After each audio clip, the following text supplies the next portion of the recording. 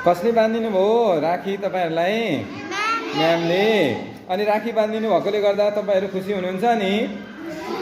ए ल, म्यामहरूले चाहिँ राम्रो पढ्नु अनि अनुशासित भएर बस्नु भनेर बाँधिदिनु भएको। ल, म्यामहरूले एकदमै राम्रो प्रयास गर्नुभएको छ।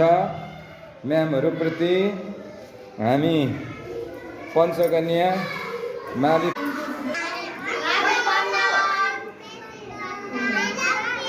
लु। अनि यो राखी बाँध्न पाएर कस्तो लागिरहेछ त तपाईँहरूलाई? राम्रो लागिरहेछ, एकदम खुसी लागेको छ। ए अनि म्यामहरूलाई के भन्न चाहनुहुन्छ तपाईँहरू? ए ल ल ल, नमस्ते म्याम भन्ने।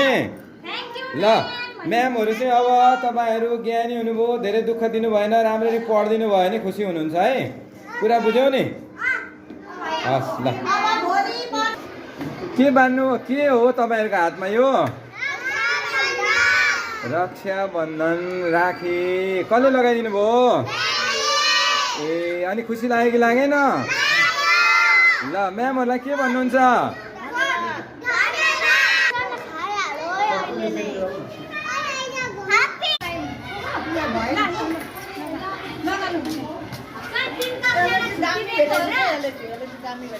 छुट्टी त दिएको होइन?